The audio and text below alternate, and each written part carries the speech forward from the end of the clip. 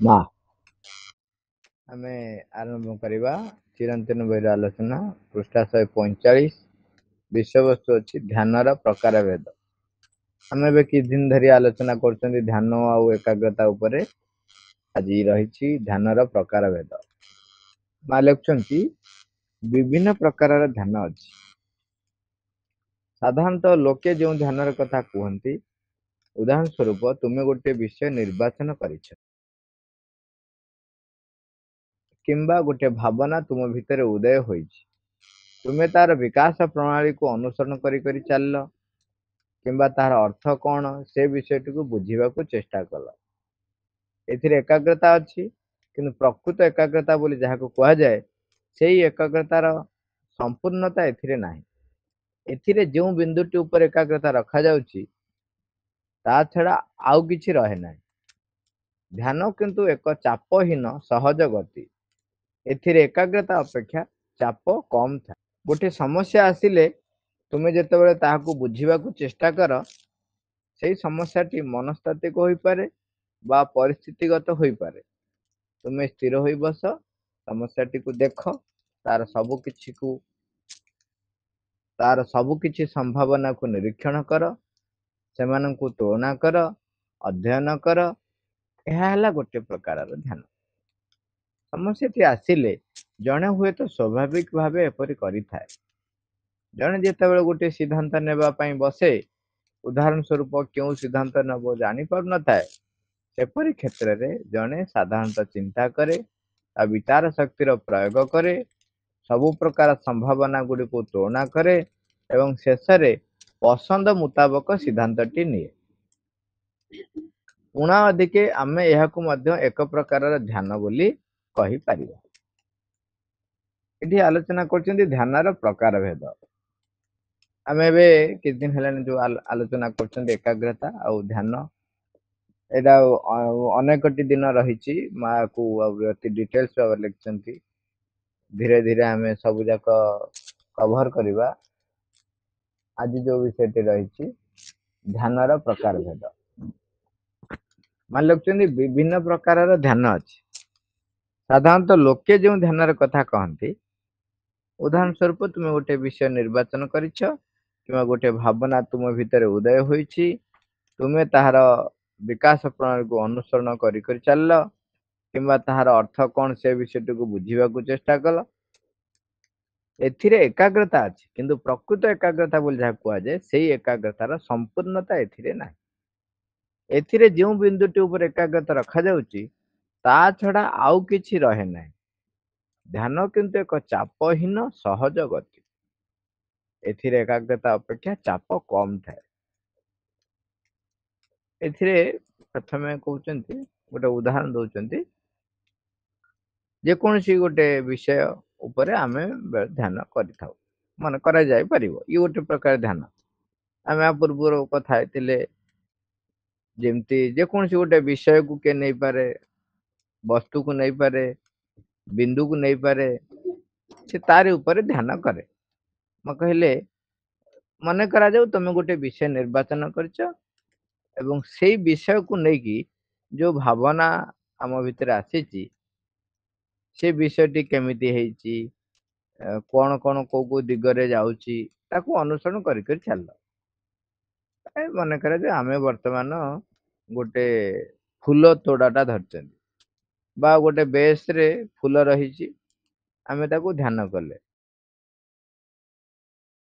କଣ କରିବା, ଗୋଟେ ବେଶରେ ପାଣି ପଶିଛି, କିଛି ଫୁଲ ତା ଦେହରେ ସଜା ହେଇଛି, ପତ୍ର ସଜା ହେଇଛି, ତାକୁ ଆମେ ଧ୍ୟାନ କଲେ। ଜଣେ ତାକୁ ଧ୍ୟାନ କରିବୁ, ଦେଖିବୁ ଧୀରେ ଧୀରେ ଧୀରେ ଧୀରେ ଫୁଲ ଗୁଡିକ କେତେ ସୁନ୍ଦର ଭାବରେ ରହିଛି। ଭିନ୍ନ ଭିନ୍ନ ଦିଗରେ ସେ ଯାଇପାରେ।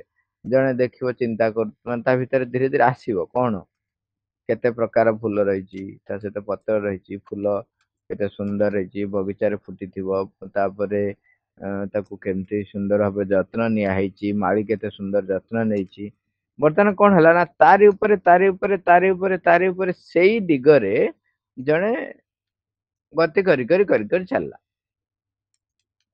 ତେଣୁ ମା ସେଥିପାଇଁ ମା ଲେଖୁଛନ୍ତି ଯେ ତୁମେ ତାର ବିକାଶ ପ୍ରଣାଳୀକୁ ଅନୁସରଣ କରି କରି ଚାଲ। ମୁଁ ଏଠି ଏକ୍ସାମ୍ପଲ ଦେଲି, ଫୁଲଟି କେମିତି ଫୁଟିଛି ସେଇଠୁ ଆରମ୍ଭ ହେଲା। ବଗିଚାରେ ଥିବ, ବଗିଚାରେ ଏମିତି ଫୁଲ ହେଇଥିବ, ଚାଷୀ ଯିଏ ବଗିଚା ଦାୟିତ୍ୱ ରହିଛି ସେ କେମିତି ପାଣି ଦେଇଥିବ, କଣ କରିଥିବ, ଗଛଟି ପ୍ରଥମେ କଢ ହେଇଥିବ, ଏମିତି ବି ଜଣେ କରିଚାଲ। ତେଣୁ ତାରି ଉପରେ ଆମେ ଏକାଗ୍ର ବି ହଉଛୁ। ଯଦି ଦେଖାଯାଏ ଏଥିରେ ଏକାଗ୍ରତା ବି ଅଛି, କାହିଁକି ନା କେବଳ ଫୁଲ ଉପରେ ତୁମେ ଏକାଗ୍ର ହେଲ। କିନ୍ତୁ ଏଥିରେ କଣ ହେଲା, ମା ସେଥିପାଇଁ ଏଠି ସ୍ପଷ୍ଟ କରୁଛନ୍ତି, ଏକାଗ୍ରତାର ଯୋଉ ସମ୍ପୂର୍ଣ୍ଣତା ଏଥିରେ ନାହିଁ। କଣ ଆମେ କଥା ହେଇଥିଲେ ମନେ ଅଛି, ଏକାଗ୍ରତା ହଉଛି କୌଣସି ଏକ ଘଟଣା ହଉ, ଯାହା ବି ଆମ ଚତୁଃପାର୍ଶ୍ଵରେ ଯେକୌଣସି କାର୍ଯ୍ୟ ହଉ, ଯେକୌଣସି ଗତିବିଧି ହଉ, ତାକୁ ଗୋଟିଏ ମାପକ ଦଣ୍ଡ ବା ଗୋଟିଏ ମାପକାଠି କୁ ବେଶ କରି, ବା ଆମେ କହିବା ମେରୁଦଣ୍ଡକୁ ଗୋଟେ ବେଶ କରି, ଆମେ ଯେମିତି ବର୍ତ୍ତମାନ ଆମର ମେରୁଦଣ୍ଡ ରହିଲା କଣ, ଯେ ଆମେ ମାଙ୍କୁ ପରିପ୍ରକାଶ କରିବା। ତେଣୁ ଚୈତ୍ୟ ସତ୍ତା ବା ଅନ୍ତରାତ୍ମାକୁ ମୁଁ ରଖିଲି କେନ୍ଦ୍ରରେ। ମୋର ସମସ୍ତ ଗତିବିଧି ଗୁଡିକ କେମିତି ସେଇ ଦିଗରେ ହିଁ ଗତି କରିବ, ବା ଚୈତ୍ୟ ସତ୍ତା ଯାହା ଚାହୁଁଛନ୍ତି ସେଇଭଳି ଭାବରେ ପରିପ୍ରକାଶ କରିବ, ସେଇଟା ଉପରେ ଆମେ ଯେତେବେଳେ କାର୍ଯ୍ୟ କରି କରି ଚାଲୁଛନ୍ତି, ସେଇଟାକୁ ଏକାଗ୍ରତା ଆମେ କହୁଛନ୍ତି। ଏଠି କଣ ହେଲା, ଏଠି ଫୁଲଟିଏ ବା ଘଟଣାଟିଏ ବା ଯେକୌଣସି ବିଷୟଟିଏ, ତାରି ଉପରେ ଯେତେବେଳେ ଆମେ ଧ୍ୟାନସ୍ଥ ହେଲେ, ସେଇଟା ବିଶେଷ କରି ମୋର ଯୋଉ ଅନ୍ୟ ଗତିବିଧି ଉପରେ ତାର କିଛି ପ୍ରଭାବ ପଡିବନି। ଗୋଟେ ଜିନିଷ ହବ, ମୋର ଏକାଗ୍ରତା ସାମର୍ଥ୍ୟକୁ ସେ ବୃଦ୍ଧି କରିବାରେ ସାହାଯ୍ୟ କରିବ, ଇଏ ଠିକ। ସେଇ ଫୁଲଟିର ବିଷୟରେ ବା ସେଇ ଘଟଣାଟି ବିଷୟରେ ଆମେ ଯେତେ ଧୀରେ ଧୀରେ ଧୀରେ ଧୀରେ ସେଇ ବାଟ ଦେଇ ଗଲେ, ବଗିଚାରେ ଫୁଲ ହେଇଛି, ହେଇଛି ସେ ଠିକ। ମୋର ସେଠି ଏଥିରେ କଣ ହଉଛି, ଏଠି ଦେଖନ୍ତୁ, ସେଟା ବେଶୀ କିଛି ମୋର ଯେହେତୁ ଅନ୍ୟାନ୍ୟ ଗତିବିଧି ଉପରେ ପ୍ରଭାବ କିଛି ପକାଉ ନାହିଁ, କେବଳ ଭାବନା ରାଜ୍ୟରେ ମୁଁ ତାରି ଉପରେ ଧ୍ୟାନସ୍ଥ ହେଇଯାଉଛି, ତେଣୁ ଇଏ ମୋ ଉପରେ ଚାପ କିଛି ପକେଇବ ନାହିଁ। ବେଳେ ବେଳେ ଲୋକ ଅନ୍ୟ ଦିଗରେ ବି ଧ୍ୟାନସ୍ଥ ହେଇଯାଆନ୍ତି। ମନେକର ଯୋଉ ଆମେ ଧ୍ୟାନରେ ବସିଲେ, ସେତେବେଳେ କୌଣସି ଏକ ନିମ୍ନ ପ୍ରବୃତ୍ତି ଆସିଲା, ତା ଉପରେ ବି ଜଣେ ଧ୍ୟାନ, ସେ ଇଆଡେ ବସିଥିବ, ବିନ୍ଦୁକୁ ଆଗରେ ପଏଣ୍ଟ ଟା ରଖିକି ଏକାଗ୍ର ହଉଥିବ, କିମ୍ବା ଭଗବାନଙ୍କ ପାଖରେ ବସି ଧ୍ୟାନ କରୁଥିବ, କିନ୍ତୁ ଯୋଉ ପ୍ରାଣର ଗତିବିଧିଟି ଆସି ଉଙ୍କି ମାରିଲା, ସେ ସିଆଡେ ସିଆଡେ ବି ଧ୍ୟାନସ୍ଥ ହେଇକି ବସିଯାଇପାରେ। ସେଥିପାଇଁ ମଝିରେ ଥରେ ଆମେ ପଢିଥିଲେ ମନେ ଅଛି, ଯେତେବେଳେ ଜଣେ ବ୍ୟକ୍ତି ଘଣ୍ଟା ଘଣ୍ଟା ଧରି ଧ୍ୟାନ କରୁଛନ୍ତି, ସେଠୁ ଶ୍ରୀରନ୍ଧଙ୍କ ସହିତ କଥା ହଉଛନ୍ତି ଅନ୍ୟମାନେ, କହୁଛନ୍ତି, ଆଉ ଶ୍ରୀରନ୍ଧ କହୁଛନ୍ତି, ଯୋଉ ଏଇ ଯୋଉ ବ୍ୟକ୍ତି ଜଣକ ଧ୍ୟାନ କରୁଛନ୍ତି, ସତରେ ତାଙ୍କର ବହୁତ ଅଗ୍ରଗତି ହେଇଛି, ନହେଲେ ଏତେ ସମୟ ଧରି ଘଣ୍ଟା ଘଣ୍ଟା ଧରି ବସି ଧ୍ୟାନସ୍ଥ ହେଇଯାଉଛନ୍ତି। ଶ୍ରୀରନ୍ଧ ହସିଲେ, କହିଲେ ହଁ ହଁ, ସେ ପୁରା ଧ୍ୟାନସ୍ଥ ଅଛନ୍ତି, ବହୁତ ଏକାଗ୍ର, ସବୁ ବଢିଆ, କିନ୍ତୁ ସେ ତାଙ୍କ ସ୍ତ୍ରୀଙ୍କ ଉପରେ ଧ୍ୟାନ କରୁଛନ୍ତି। ତେଣୁ କୌଣସି ଏକ ବସ୍ତୁକୁ ନେଇକି ତମେ ତାରି ଉପରେ ନିଜର ସମସ୍ତ ଗତିବିଧି କୁ ତାକୁ କେନ୍ଦ୍ର କରିକି ସେଆଡେ ସେଆଡେ ଯଦି ଗଲ, ଏଥିରେ ଧ୍ୟାନସ୍ଥ ହବ, କିନ୍ତୁ ଏକାଗ୍ରତାର ସମ୍ପୂର୍ଣ୍ଣତା ଏଥିରେ ନାହିଁ। କାରଣ ଏଥିରେ ତୁମ ଆମର ଅନ୍ୟ ଗତିବିଧି ଉପରେ କୌଣସି ପ୍ରକାରର ସେ ପ୍ରଭାବ ପକାଇବ ନାହିଁ। ସେଥିପାଇଁ କହୁଛନ୍ତି ଯେ ଏଥିରେ ଯୋଉ ବିନ୍ଦୁଟି ଉପରେ ଏକାଗ୍ରତା ରଖାଯାଉଛି, ତା ଛଡା ଆଉ କିଛି ରହେ ନାହିଁ, କେବଳ ସେଇ ଜିନିଷଟି ରହିଥାଏ। ତାପରେ ଏଟା ଆଉ ଗୋଟେ କଥା କହୁଛନ୍ତି, ଧ୍ୟାନ କିନ୍ତୁ ଏକ ଚାପହୀନ ସହଜ ଗତି, ଏଥିରେ ଏକାଗ୍ରତା ଅପେକ୍ଷା ଚାପ କମ ଥାଏ। ଏଥିରେ କି ଚାପ ନାହିଁ ନା, କାରଣ ଅନ୍ୟ କାମ କିଛି କରୁନାହାନ୍ତି ଆମେ। ମା ଏଠି ଆଉ ଗୋଟେ ଉଦାହରଣ ଦଉଛନ୍ତି, ମନେ କରାଯାଉ ଜଣଙ୍କ ପାଖେ ଗୋଟେ ସମସ୍ୟା ଆସିଲା, ସେଇଟା ମନସ୍ତାତ୍ତ୍ୱିକ ହେଇପାରେ ବା ପରିସ୍ଥିତିଗତ ହେଇପାରେ, ବାହାର ଘଟଣା କିଛି ଘଟିପାରେ, କିମ୍ବା ଆମର ଚିନ୍ତା ରାଜ୍ୟରେ ହଉ ବା କୋଉଟା ଘଟଣା ଘଟିଛି ଯୋଉଥିରେ କି ମତେ ଭାରି ବ୍ୟତିବ୍ୟସ୍ତ କରୁଛି। ତେଣୁ ମୁଁ ମାନସିକ ଭାବେ ଯେମିତି ନା ଟେନସନ ହେଇଯାଉଛି, ମାନେ ତାକୁ ଭାବୁଛି ଏଇଟା କଲେ ଏହା ହବ, ଏମିତି ହବ, ସେମିତି ହବ, ମୋ ପରିସ୍ଥିତି ଏଇଆ, ଏମିତି କଲେ କେମିତି କରିବି, ଏଇ ଜିନିଷ ଗୁଡାକ ମେଣ୍ଟାଲି ଆମ ଭିତରେ ବି ଆସିପାରେ। କିମ୍ବା ବାହାରେ କୌଣସି ସମସ୍ୟା ଘଟିଛି, ମତେ ସମାଧାନ କରିବା ମୁଁ ଯାଉଛି, ଭୌତିକ ଭାବରେ କେମିତି କରିବି, କଣ କରିବି, ସେତେବେଳେ ଜଣେ ଧ୍ୟାନସ୍ଥ ହେଲା, କିଛି ସମୟ ବସିଲା ସ୍ଥିର ହେଇକିରି, ତାପରେ ଯୋଉ ସମସ୍ୟାଟି ଅଛି ବା ଯୋଉ ଘଟଣାଟି ଘଟି ଯାଇଛି, ଯାହା ଉପରେ ମୋର ସମାଧାନ ଆବଶ୍ୟକ ବୋଲି ମୁଁ ଚାହୁଁଛି ତେଣୁ ତାକୁ ଅଟୋମେଟିକାଲି ନିରୀକ୍ଷଣ କରିବି। ନିରୀକ୍ଷଣ କଲା ପରେ ତାର ସବୁ ଦିଗକୁ ଚେଷ୍ଟା କରିବି, ମୋ ଭିତରେ ଯେତିକି ସାମର୍ଥ୍ୟ ରହିଛି ସେ ଅନୁସାରେ ତାର ସମ୍ଭାବନା ଗୁଡିକୁ ନିରୀକ୍ଷଣ କରିବି। ମୁଁ ଯଦି ଏଇଟା କରିବି ତାହେଲେ କଣ ହବ, ଏଇଟା କଲେ ଏଇଆ ହବ, ନା ନା କରିବି ନାହିଁ, ସେଟା କଲେ ସେଠି ସିଏ ହଇରାଣ ହବ, ନହେଲେ ମତେ ସିଏ ହଇରାଣ କରିବ, ନା ନା ଏଇଟା କରିବି ନାହିଁ।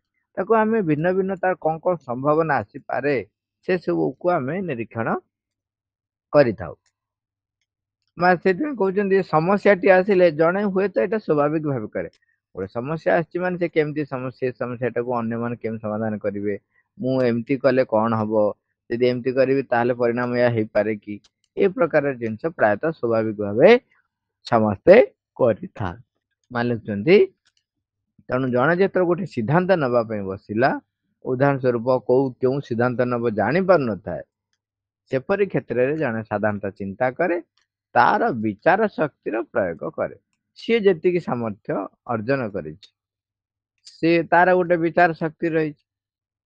ଆମେ ଯେମିତି ଛୋଟ ପିଲାଟିଏ, ସିଏ ଗୋଟେ ଜିନିଷ ଧରିଛି, ଆପଣ ଯେତେବେଳେ ତାକୁ ମାଗିବେ ସେ ଆପଣଙ୍କୁ ଦବ କଣ ନଦବ ସିଏ ଗୋଟେ ଭାବେ।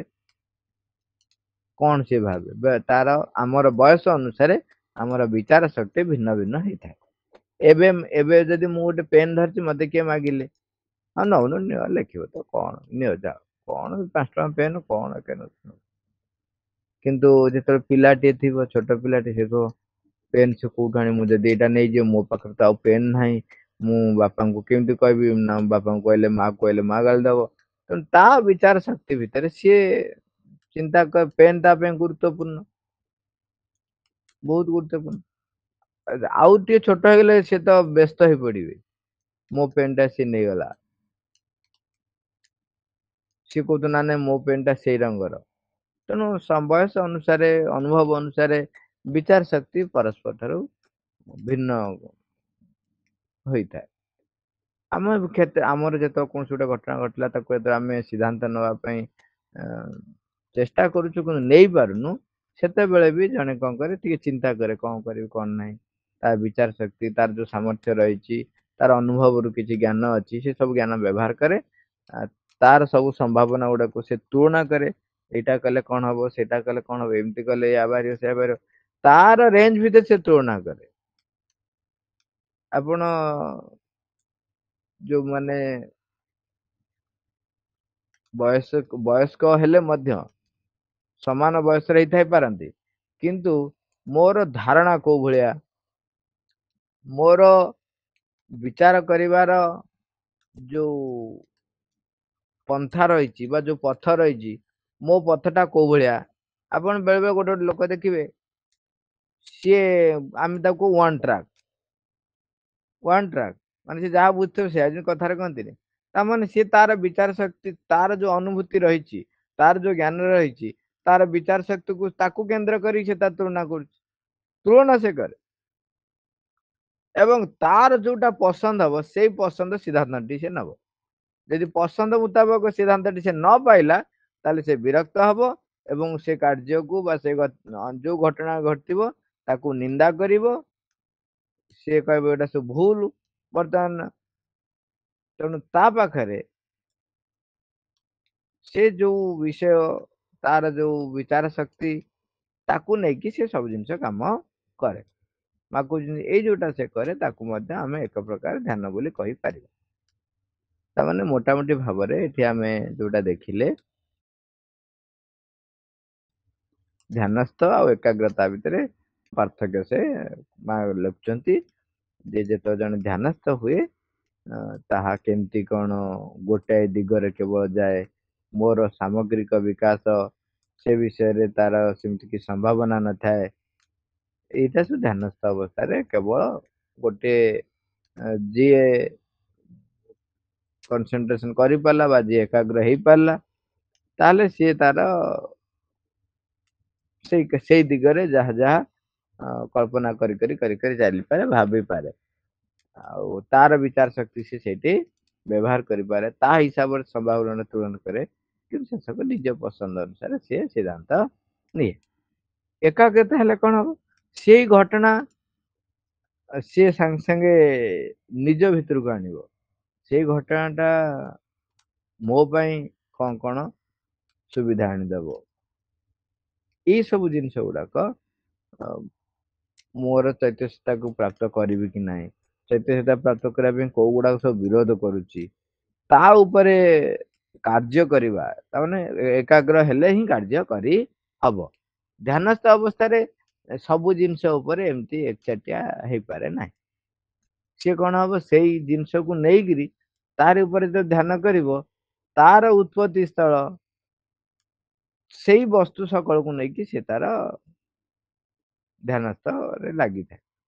ସେଥିପାଇଁ ଆମେ ଯେତେବେଳେ କହୁଛୁ ଯେ ଯୋଉମାନେ ମାସକୁ ଭଲ ପାଉଛ ବା ରୂପାନ୍ତର ଯୋଗ ଯୋଉ ଆସିବ, ଅତିମାନବ ଯୋଉ ପ୍ରତିଷ୍ଠା ହେବେ, ତାପରେ ସତ୍ୟରୁ ସତ୍ୟ ଆଡକୁ ଯୋଉ ଜାଗା ଯାତ୍ରା ଟା ଆରମ୍ଭ ହବ, ଏ ସବୁ ଯାତ୍ରା ଭିତରେ ମୋର ଚୈତ୍ୟ ସତ୍ତା କୁ କେନ୍ଦ୍ର କରି ମୋର ଯୋଉ କାର୍ଯ୍ୟ ଗୁଡିକ ରହିଛି, ସେଗୁଡାକ କିପରି ମତେ ଅଗ୍ରଗତିର ପାବଛରେ ପରମଙ୍କ ଆଡକୁ ନେଇଯିବ, ସେ ବିଷୟରେ ସବୁ କାର୍ଯ୍ୟକୁ ସଂଗଠିତ କରିବା, ସବୁ କାର୍ଯ୍ୟକୁ ସଂଗଠିତ କରିବା, ସିଏ ମତେ ଏକାଗ୍ର ବା କନସେନ୍ଟ୍ରେସନ ର ଯୋଉ ଆମେ ଇଂରାଜୀରେ କହିବା କନସେନ୍ଟ୍ରେସନ ର ସମ୍ପୂର୍ଣ୍ଣତା ସେଇଠି ତା ଭିତରେ ଧୀରେ ଧୀରେ ଧୀରେ ଗୋଟେ ପରେ ଖୋଲିକା ଯିବ। ସେଥିପାଇଁ ମା ଏଠି ଲେଖିଲେ ଯୋଉ ଏଇ ପ୍ରକାର ଆମେ ଯୋଉ କରୁଛୁ, ଏହା ଏକାଗ୍ରତାର ସମ୍ପୂର୍ଣ୍ଣତାକୁ ପ୍ରାପ୍ତ କରିପାରେନି। ସେ କେବଳ ସେଇ ବିଷୟରେ ମାତିବ। କର୍ମଟି ଦେଖିଲେ ଖାଲି କର୍ମଙ୍ଗାର ଚାଲିଲା, କର୍ମଗତିରେ କେମିତି ହେଇଥାଏ, କର୍ମ କୋଉ ଭଳିଆ, କର୍ମ କିଏ ଗଛ ଲଗେଇଛି, ଏଇଟା କୋଉଠୁ ଆଣିଥବ, ଏଇ ପ୍ରକାର ଇଏ ଅଛି, ଟେଷ୍ଟ ଅଛି, ଏଇଟା କୋଉଠୁ ଆସିଥବ, ତାରି ଦେହରେ ସିଏ ମାତିଗଲା। ତେଣୁ ଇଏ ବି ଗୋଟେ ପ୍ରକାରର ଧ୍ୟାନ। ସାରିବା। ଧ୍ୟାନ ଅବସ୍ଥାରେ କଣ ହୁଏ?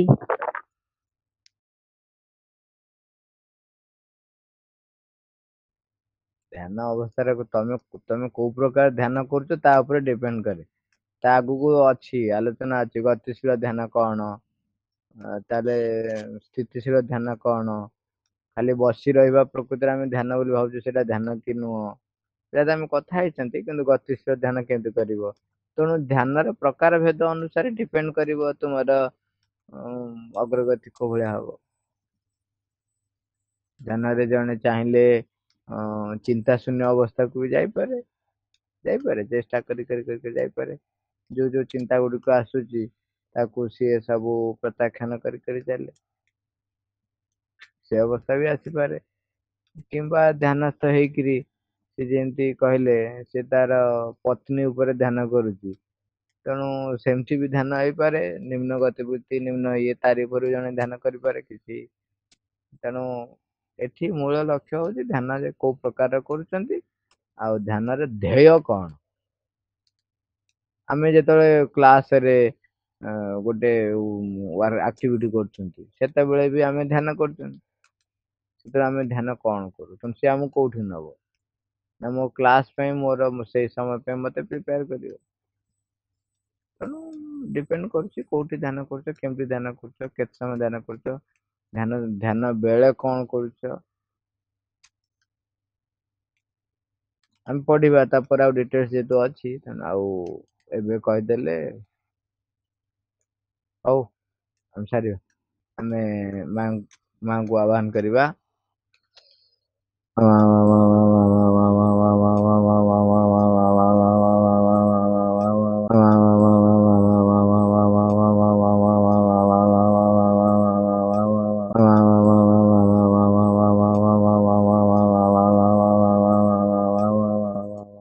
Wow. Thank you all.